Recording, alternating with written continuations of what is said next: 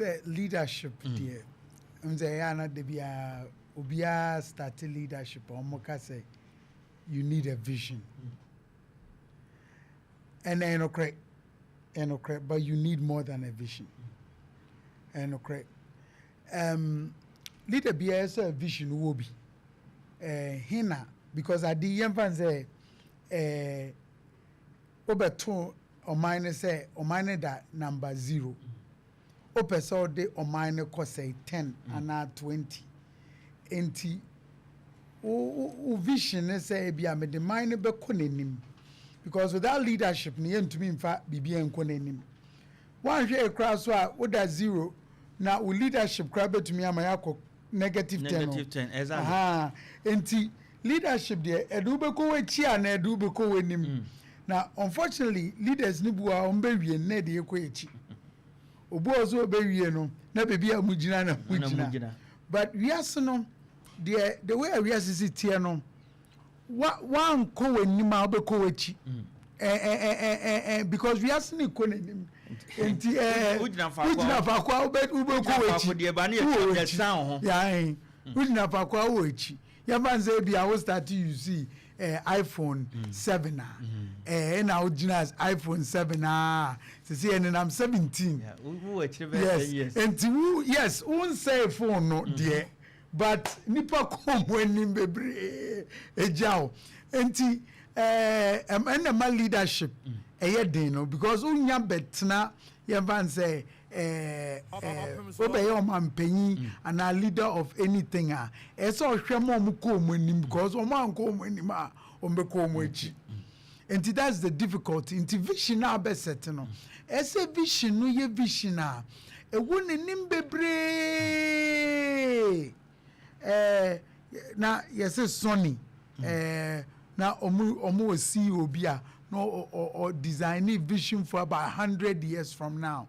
Sony bewe hen enti vision ese konenim na answer vision is what ube wi akonenim na wie no you can have a vision but not have the qualities ebe for vision why what's a vision say ebia miko 200 meters meanwhile friends say when I left leg no problem wo ho enti utogusu enti ubeye day akwa 200 meters. So we do set visions, but the problem is that the candidate not set vision. Does he also have the qualities to fulfill that vision?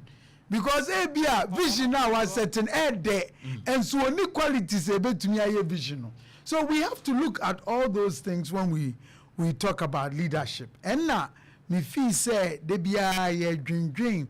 Nipa bi obedi o mine nim ana say nipa obedi empan say party nim ana nipa obedi region bi enim a yandwendwen sa nioma ni nyina we only look at vision but the qualities of the leader to fulfill that vision is very important. So you realize that most of the time people will say my idea me na me de ba unfortunately yenso ekoto abano yen hwe nipa no qualities yeso we dey offer 10 people papa we dey offer also for papa we dey offer president yen hwe ni qualities but na hwe na appearance the first of offer 10 people just or that me your biggest problem as black people e be before nyina sa na etie e be before call more America sa no motie na me kasa wo African American church bi na me kasa as ma chom say your biggest problem is black people are too charismatic.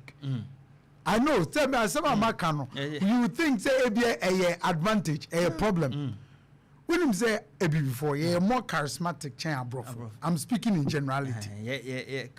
Charisma no bibini be jono kasa just say on cash kura ubejinedi the way obesia nante kura ba no ni the way obesia kanasem no won say quiet me she suit man ka say ye na suit no when I'm control you say we suit star be shane nante but over charisma no ye ni hwe because charisma no it can win you the presidency but what will sustain that presidency is is the qualities.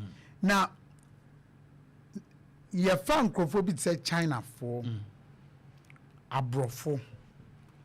China for and very charismatic. Asia for in general. Among your America, China, Nian, who kete or ba or shorts and any cherry be. And the cherry be said Jackie Chan now. Oh, Jackie Chan now.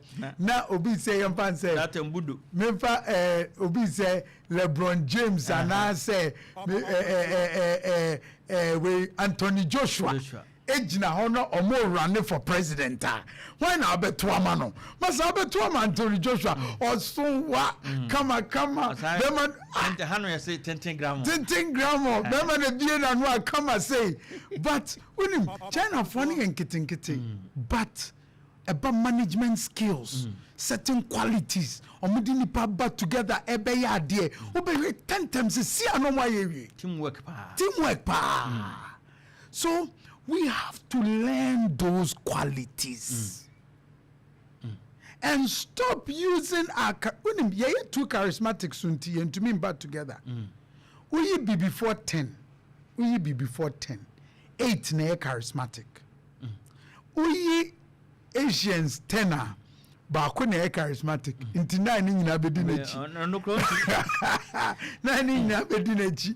We be before obia ya charisma o drive it through Ghana ube hu village in kitting una ube pusa won say at one point in time there were one people and about could decide say me dey minimum busu for it no mko T village wa and another one decide say no mko T village wa and another one into village in kitting and so it makes even giving them resources very difficult. Very difficult. Oh!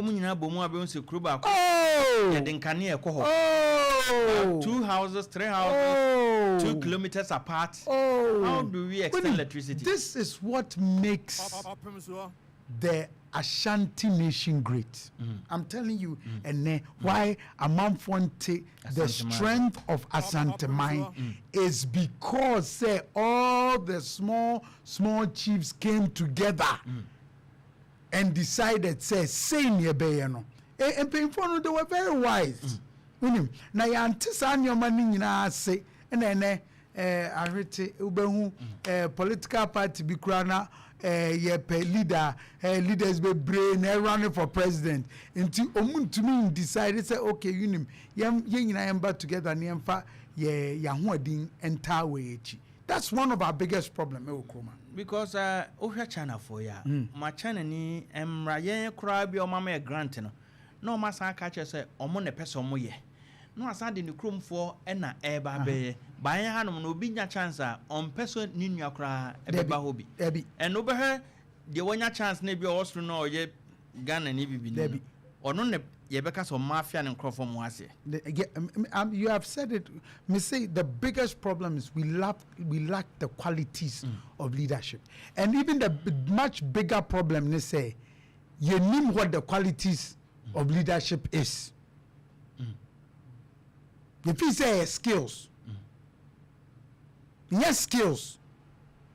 Until you are president, me chiro you are president, you are professor, and I am president.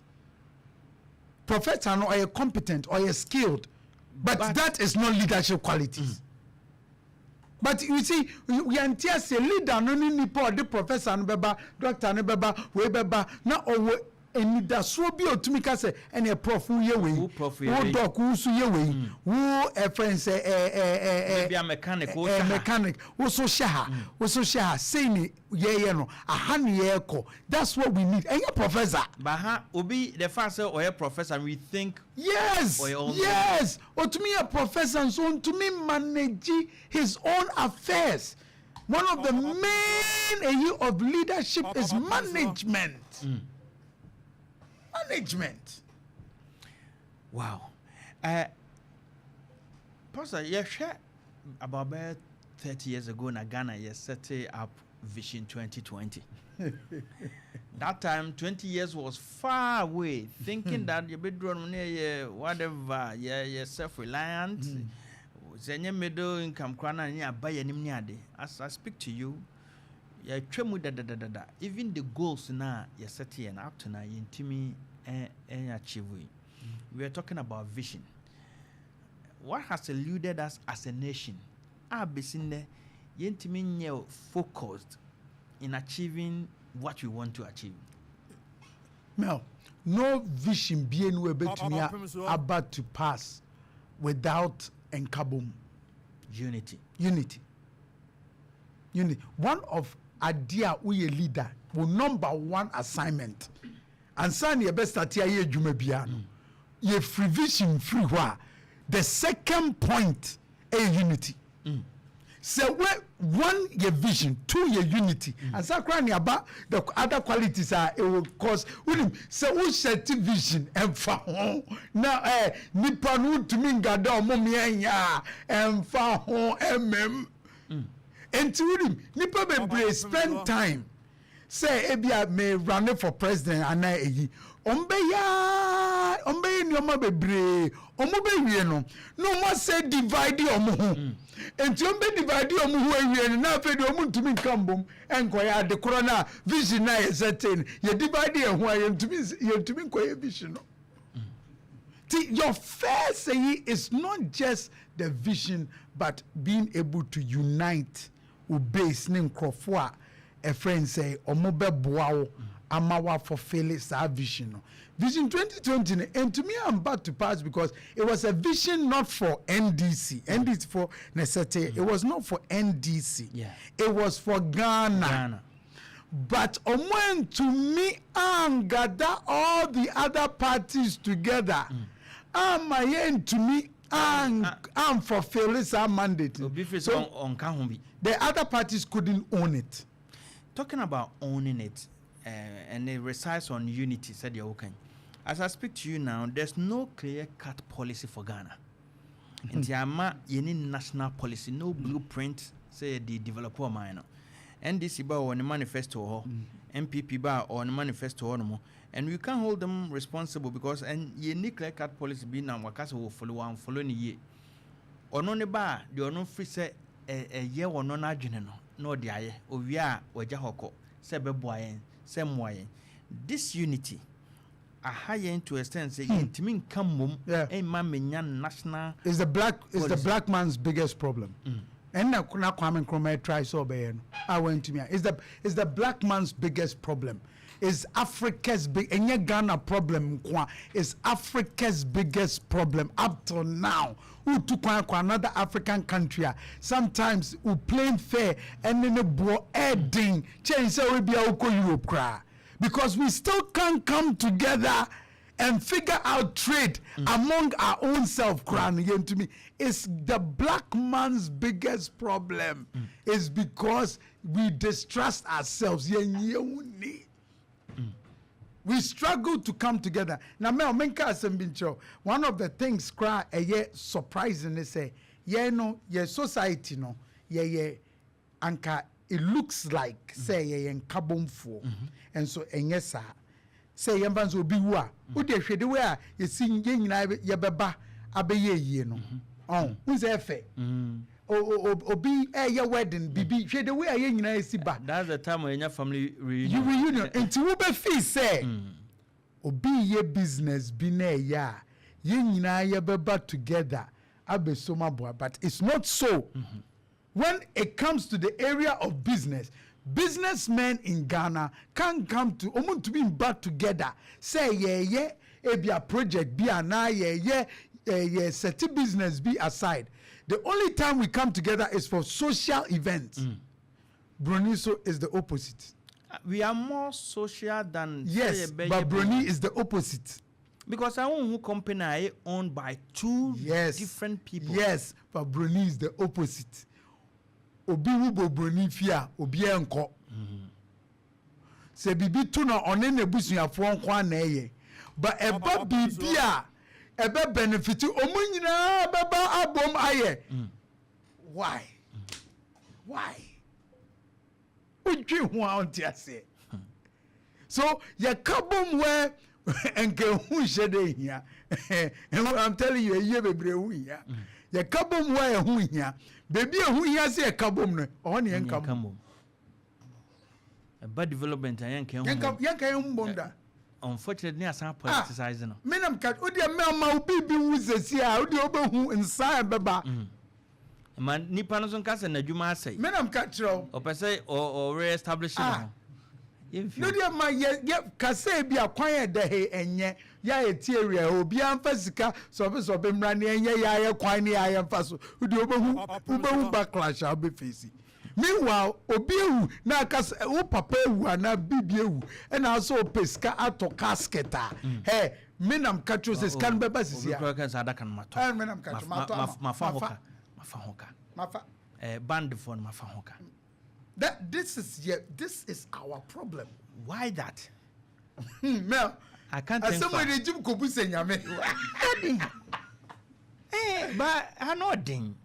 So I'm telling you, assemble my dream Mel, media company boma. Assemble Jimmy Kobuse nyame because I'm telling me I'm here so for me tia mentiasie.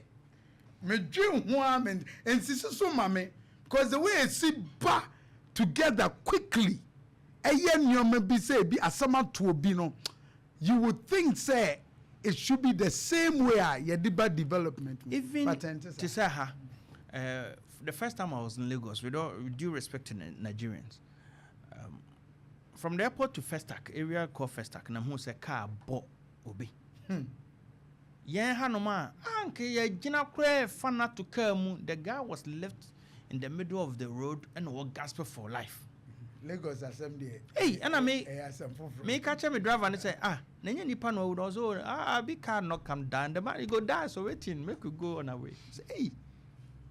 Yeah, one man can have a no look of paper. Munsok, your sense of I say unity be bad, unfortunately, and yet towards development.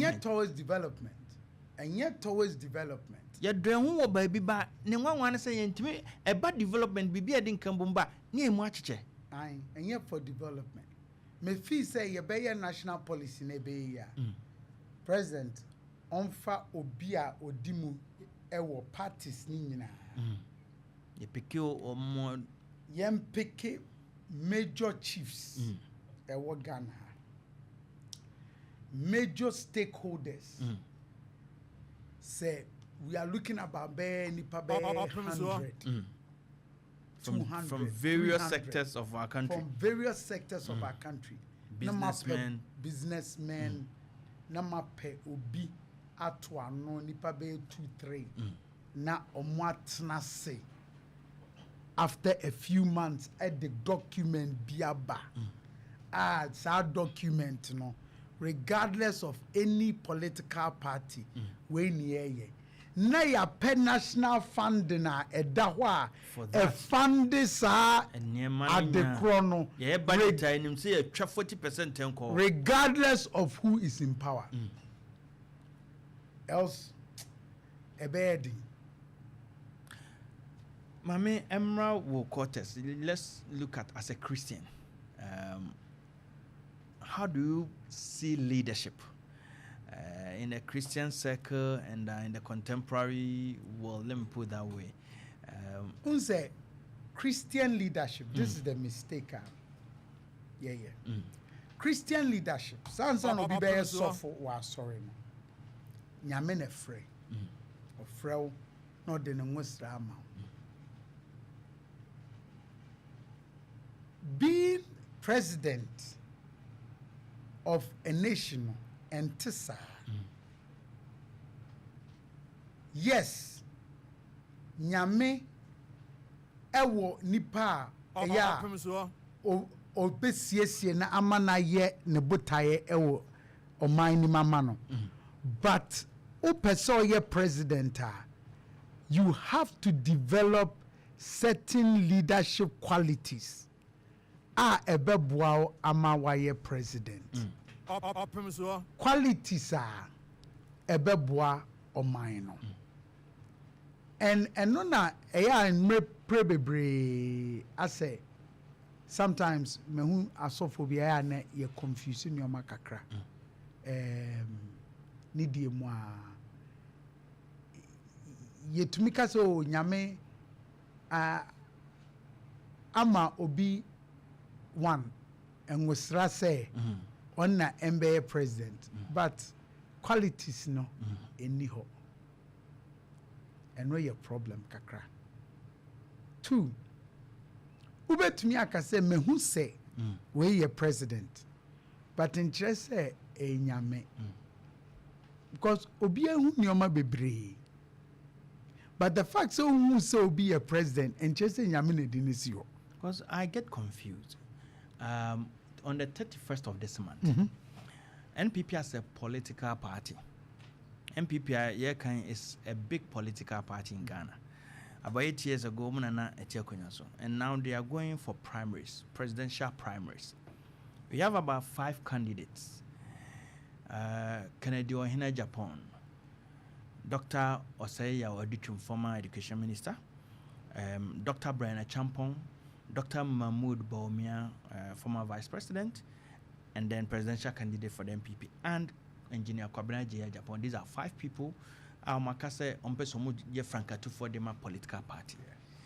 It looks like the race is between the two, Kennedy Ohina Japan and Dr. Mahmoud Baumia.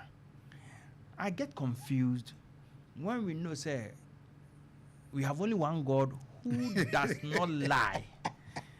One will be a maker who or ye nyamia nasam ye no cre or come back no. I get so confused when, in quote, men of God, in quote, prophets, men of God now, of course, okay, but they said they are prophets. Because nyame de me kwa ha kire me se ni ade ntinka Pastor Joshua say utu nyame de ukọ baabi ode mikrom Kenya ase ade obehu wo ho no se wo fa Michael de ne kọ ho a I'm expecting God to show Michael the same thing he showed you, especially when both of you want to see the same thing.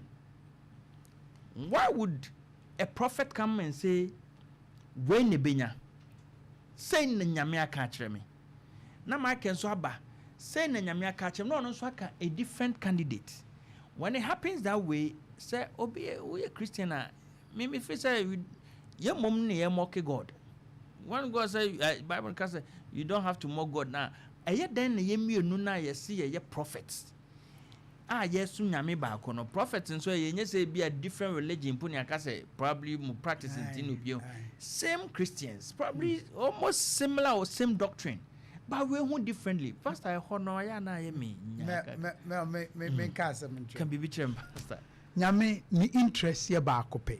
Opemsuo. Asema mi be king. Obi entie mi ye. Nyame ni interest ye ba akope. Ni interest ne say ye nyina ye ba be hu ne doba Yesu Kristo. Ye ni abo abrabo kronkron a efata. Nyame interest a ewo wiase nyina no. Titia no. Me ka se me be shock. Nyame interest is not say Ghana be ye that's not God's interest. Ghana be jo yes. Ghana be jo carbon. Nyame interest. But nyame interest no, nyame interest no. Mama ka se ncho. But nyame per se ye di ye ho hinhan ye. Enso aboa ma yetumi bo brapa. Cause who's a ho kire wo ho a obehwa na obi akofa bibia bo ni nu atrim afa na ade. Enti enunti na eya na nyame pese at least economically we can be sound so that it can reduce bonibi. But economic soundness no enchire so say bonibe reduce. Enti although that is important also, God's main interest ni say yebehu ni ye ni abobra kronkron a efata. Say enam sa economic yina sa betumi aba is an interest of God. If enun to me ma is not God's interest. But just what you say. It's very important say better sa nyoma na ase.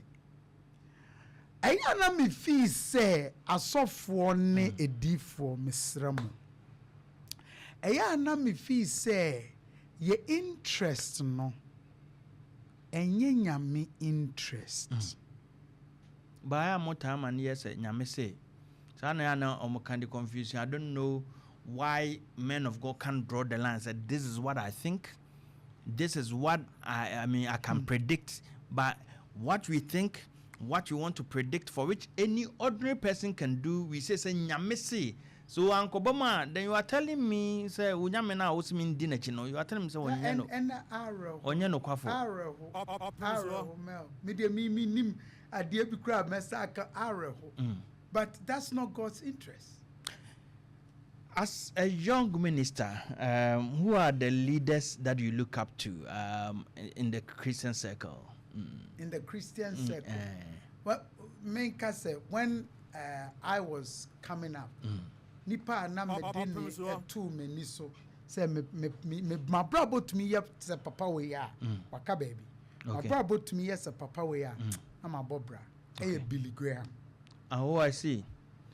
They can say aim the stars and then what for the whatever it is aim the moon when you now land on the stars until when you push it higher. Oh yes. Yeah. Oh me and up to today, me dream when says my brother to me yes papa we ya any nya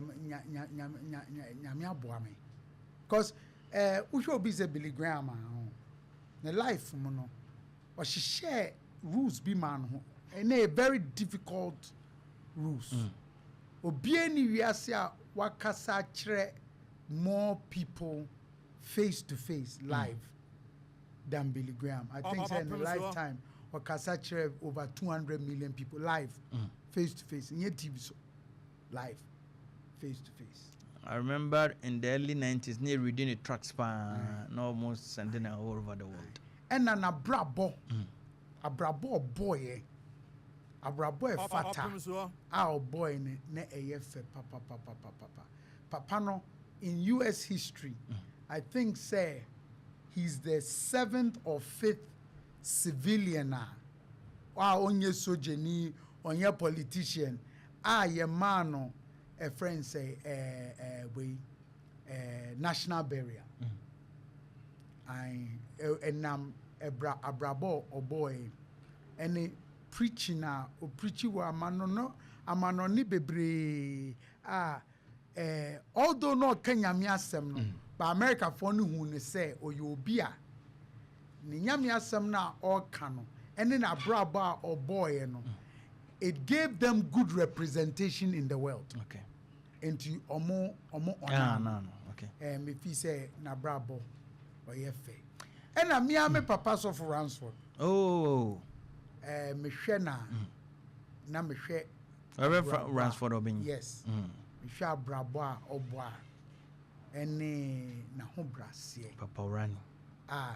Na ene. Opemsuo say nyame boa me na metumi bobra sadia ene nyame wo hu mo papa ho brasene de you have no reason say wontimi nyebi sans okoto nwa no mantino honestly those pastor runs for the one of the pastors America said he is so simple to an extent that let me tell you many runs for the encounter I schooled at Central University so most of the time no about Christ Temple and he is invited among to the Bismarck Ashimolo Winmuniade. But Ransford comes, look at the way Kwame friend Ransford. And that's how Melky way, my friend Mammy. Oh, Ransford, Papa Ransford. He is not like so look at members CCC. And him hey, yes, sorry. Cars are cars. And I cars and almost dog test. Grumam paying for the honum sorry, not papa. He's so simple. Didn't share those places now. Obeba me hono mo obi adwuma golden tulip golden bee. Obano yet one ma. Papa man for the day bi mu gina machi no Ransford. Ono afa the plate wey na you papa. Such a simple man. And me can't wait not to. In fact, me can't wait to let you know say you can't do it otherwise. To an extent say obia wa encounter papa the first thing and I've been with people omo say wone papa Ransford na ton fami ko chia no Ransford no hu ye no na sorry kra chia enipa no beka say papa we die papa wait and as will be our ben papa nibia who say there's something to take away, and that is his humility. His humility. Mami Bisawi, Ransford is so close to Dr. Mensah Otabil. Why? Say only Dr. Otabil. So Jenny be na titiom. Omienu. Ransford de mejidi ne nante ne woni papa e nante o fa so yoluma wa hwa obebre okwam. Papa so Jenny bi o tema. Oh, I see. On na titiom omienu. Okay, so it goes way back. Yes, na omo fellowship back. Okay. Na papa no ne strictness via auditete omo no. Stories ni bu omo ka. Asem no heading. And no crap because papa no me ne ma 4. Or ma 4. 4 ni nyina doctors. They were US. I see. And 4 ni nyina. Omo top doctors. Yeah, doctors. Top doctors were US. Now strictness now papa no. She ne makra to be cast hair. O to me say omo enemo ye fasting. No lock you omo good them. No atu omo punu mu. Said they are fasting. Or the Bible among say masa monkin kind. A friend saying to two punu anopa. Enyumre opo adwuma oba no abebiom. Ti eni oba kwa hin no wa kodidi. Ni isa entiti na papa ndemo. Enti enkwala no be very but sufferance for ne software tabel hona omase efrinti o be omo life so wunni momu ya they are very disciplined. Exactly. Very disciplined. Very disciplined. So I'm sure mom say hey you will control very very disciplined. And I think that those are the things yes similarities with omo clickers. Over the years, in fact, now me worship at Christ Temple School Days 2002.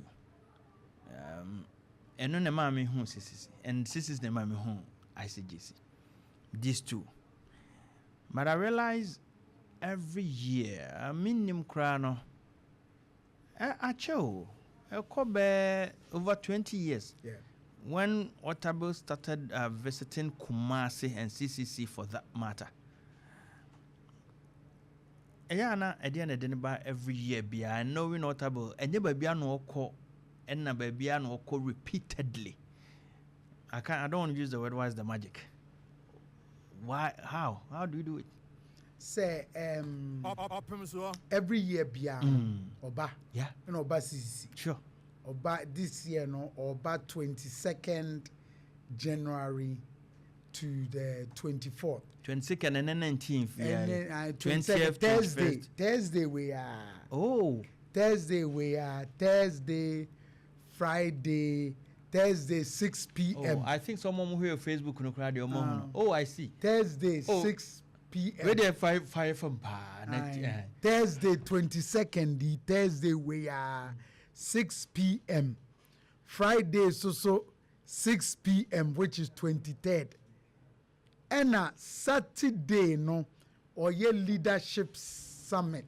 Saturday. And upon 8 a.m. Oh, I see. Saturday into leadership asema ye Kenya no.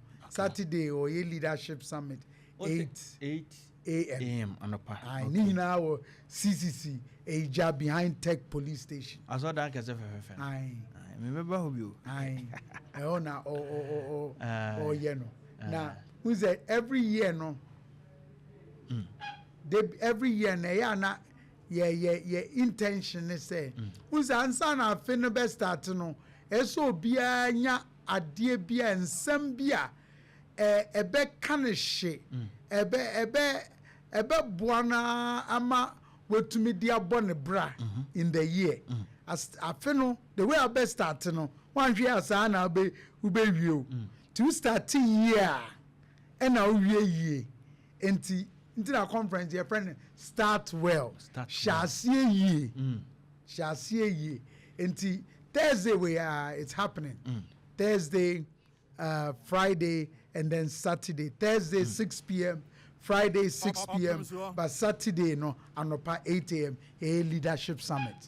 You had the impact over the years ne visiting the impact and it is to the church members and the people of Kumasi at large? Oh, over the years of BA dear dance here. Nipa be brave, be catch your manfo be brave dear dance say make kai ma mipi. Oh yeah, sorry. On this of what tabe ho agrokra. Was it about 15 years ago? Papa be can sembi April maybe 20 years ago say obi be kaya obi preach assembly was CCC. Say those days no na most emaye housewives na obehwe na ni kunu ha no wotete no mami di sunie ya bobo ano di akowom eno obe preach message bi say masa ukunu ha wa hwe obu okre so ko school enroll with tech ko school suade pe bibiye mentina o say na mikunu no me bompa so obesisa me bompa medimu agun so obesisa as o bompa say obesisa no usu pe bibiye na ma won sanko ano na nyame adom so tumi sisa and praise God once sisa and e chese wo no at least what to me enya bibia ma okai no those days no ebi kura bufu no so for there but ma me no fa nse nyame asema nyame ka kire no di ko school and ma me no a professor. Look at that. A professor Commander 1 ti on fani ni agro kra. Great. Fani ni agro Mr. wa science suma me bien because a man for share pa mon sutie the others omutia omonetie ka de ekoso man shacho mabusuafo enti yawada we ya anwumre nonsia and as is your pontem ti men worry na mo adeba koma hu manage ho ye the introduction of transport system buses ne ya no so it saying your buses wo baby a ebi be gina edum friends say menshia cry about befa so full line and tech police tech junction okay. Agunaga junction okay. Ahojo roundabout Santasi Abrepo junction okay. Bokrom Estate okay. Ti aba benam ho nyina nti we dey busa him cry really as soon as na shapa because I wanted pastor to be here and in common we've talked about leadership. One of the people who also speak about leadership has always been Dr. Mensa Otabo, and he will be here in Kumasi on Thursday, Friday, and of course Saturday morning. Be part of the events both Thursday evening at 6 p.m. at CCC Main Auditorium behind Ayija Police Station, and on Friday exactly 6 p.m. as well. By 8-9 normally buses will be available wherever you are. A bit for free baby no Edward bus, so we are not assigned to a baby a far one, which to me Emma and Emma easier. So take advantage. One thing Dr. Mensota Bakama me did a bomb a bra pie or see Obiachro book. He was actually telling us to be studying. No catches Obiachro book. The person, an author who is about 60 years and now 50 years, whatever the age, or the actual book and our kind, was it this person were putting in knowledge and experiences all together for you? And you can use just 30 minutes, an hour, or a week to read the book that carries a whole man's experiences and knowledge.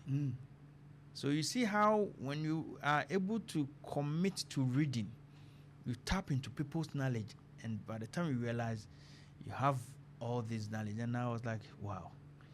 A lot of things are in events like this. Obeka, just one line, precept upon precepts. And I'm very happy, Pastor Joshua, and the entire church CCC, because some of us have benefited year after year of these visits. And Adeba kwa moya manager mepesa mobesa you moved with technology. All first no bar na cassette or na moye cassette. You move from cassette to CDs. Na moye CDs. and then mahu se moye pen drive, and that pen drive no cry na audio and video, which to me you better must say, because that's the way the world is moving. And I think so when I started a credit free say we jina fa kwa we has no mo ebe twam akọ, and I'm happy say mo put you all this together, and me who say me nu enso da so bi jo metal I no cry and come back. Dr. Tabel Peneba worship to Joe Metal and a bear worship no. And can you imagine say or your worship way powerful for Nediansa so Mensa Otabel Sadinyansa Ababa Peswa Mayena Nyamengosra and it would the whole package and a coffee. Yawada we are Thursday 6 p.m. Friday 6 p.m. Now also Saturday 8 a.m. leadership conference. Leadership leadership conference. Name make us yama invitation 20 member. Obia to me baby. Okay. So 6 now Asorbe started. It means that the buses will be available around 5:30. 5 o'clock. 5 p.m. at the various at the various centers. No, by 5 ujinawa bus no unsa many pastor country ya dey bi na menu obi me ba ho me dey ameta ba ho menu obi be share enti was na we na me wo ho mo se asori brofo nko an no mo kan say yetu anam so sa na mo kan no se anam nam so na mo hwe me te brofo nda na mo no asase die na obo mo se brofo nko an na ese sikafo asori me kan no se asori ya sikafo asori na mo se na utu onya sika hompe so when em pes kam say na ko bi na nya sika se sikafo asori dia ada na wu hu free sika mu na ada na mo sikafo asori yes sikafo asori o mel na say asori wu ko bi wu hu krofo mu ni bi bebre o na yes sikafo asori unim and say asori na starting no na so for call university eco preaching okay university for bebre started by na sorry now we started by na sorry nka kra sa bebre no aso obo also buy so no ni university or buy no so for preaching nka kra na nyame nkyerɛ or the ma ebi mo to brofo pa mo go school any nyame unse nyame kyerɛ what the Bible say you have known the word of God over the years which is able to make you wise nyame asɛm nyansa wom enti si ekyerɛkyerɛ nyame asɛm na to trima e ma wo nyansa crowd be your business would be say enti no mu nyina nkakrakra church na di 40 years over 40 years no bebre abeye enti obi hu a ofi say omu yeskafo no mba bebre na omu wom no mba yeskafo na ade ba akoma san ya me feye mo hono mo no yenye fundraising ayi so for he papa ba ko odwadwadwa me no frame ko fi mi de se no be pa dem ne asoro dem de minsi odo na msi aden mitimi fie na mo se mo ye evangelism na asoro no so mo ko kanya me sam kire no papa pa yi mo so odi hini kakra odi ni nkui wo ho no na makwe no papa so de ne ho manya me kakra odno manya me kakra na mo invite ne Sunday ni mwamba no ho amani ye wasi Sunday na oba asoro no hu so abanso no otutu ni nto ma na betena ni mu papa to no yesunyam we am say fundraising na fe mo bobo sikai 5,000 na papa to say hey ndem be mini na mo bobo 3,000 also bobo ya bedu 500 dozo kofi me yemu mai twem ko ba manim se ya me so mi kase kofi me sikai 50 cedis me no sanke ekoto also ekoto collection za no ka me ekoto collection na ka ba kotran ba bi 500 na about 200 na me to do ma me nto ma chese me hu se me pafrew se me yedun o mo pon was me se me si ha bi mu a ba mo ma sorry yes ka for sorry ba o mo to friend ba ko pe when on that otable new Ransford mo mo yes some way would the one see the crown e tuma obi en hunu nti me ni pa na did sa ko say o ka say ya sika for sorry a this is the way they do things na me hu de obeka say sika ni ewom akunwa ye transo yi wo ye sika ni o unye sika ni o ya noa na obia transo mazato otu wo ye engineer na we ye mechanical ye ntwero obia momaso and I think it's one of the friendly churches let me put that way obetumi akọ obia ntimi enka say na yeskafo sorry na even so say yeskafo sorry amen the entire call no open network connection and now wadan for the pastor Joshua Obeng ayi me atiefo na no Ashanti Regional Health Director I think 2 weeks ago me have no ha me kan no ha ma mo chem say ye share afinase mu na assurance bema ya share afinase we are starting well. We are talking about non-communicable diseases. These are the connections. This is what we're talking about, and you can't find it anywhere than CCC. Inti, we there. Just what TNT. Baba bi ame makwa abo ame. Me so ka just say brahobi. We fit any abrahon mo na ho na benya cars papa ye. O ton atade abraho ho no na manfo mu siko mo ton atade papa hyewo. The old person we be a person be a CCC connected. We connected. Na enye nunti ena ese bra na mo banyami mu a ade nyina ne pa nyina ebe wo dia. Pastor Josh manage say abia meto mensa frɛ na obae. Ede na de beja kumasema asantuma ne Ghana man. At some mechanic say Thursday you be hwemonim. Ai na momrana obia so Ghana bia unze ya kan leadership no se pese me di we twato say leadership en obi o pemampanyin pe na so developing in leadership qualities ote obi shop ano a we a leader we lead bibi we papa we lead bibi we maami a we lead nkola emokro mo eye adwuma wo ebia magazine ye a we master. Yes, we a master, we a leader wo. Yes, small places no. And now we develop leadership qualities. Opemsuo. That chi see a frau say brabe da bibia noa. E juma kitwa na ye na u develop wo ho no. Sa nyansa na wenya wo ho no. E na ade ba be di enim. Enti se uda bibia no na ye wo se ntos kura na oton na ye wo se obabo apo wo na but your flow say be ye mampanyin dia e be sesa dia ene mesra uda down. Enti let's all be vigilant, develop our qualities, our leadership qualities. E be boy na boy man. Yamishram. And ye we hu Thursday anwumre me point ana me ba. Friday so madato we there Saturday no we say we so kobi madato so ne oh Pastor Joshua this is my first time meeting yeah sure we no opekra Thursday me opa me from Saturday oh but in fact Thursday we mo enhwe in fact yeah beba enti because kakra impokra na wa beka mfa masua bibia fim ma peke na ma pa there from so it's very good, yeah, sure. We are moving at a pace. So I have me do more bad this year. Gradually, strategically, yes. So very, very nice. What can I say? Many one of the media guys. Wow. As media men this year, Juma, Juma, and yes, say, and yes, you could ye and not. So, many we have so much to do, and I know Pastor Joshua is Shemo. Pastor Joshua, I mean, Shao, and the entire church, and the media team of Moses in Yamfa, Ruba, I send walk or Sunday.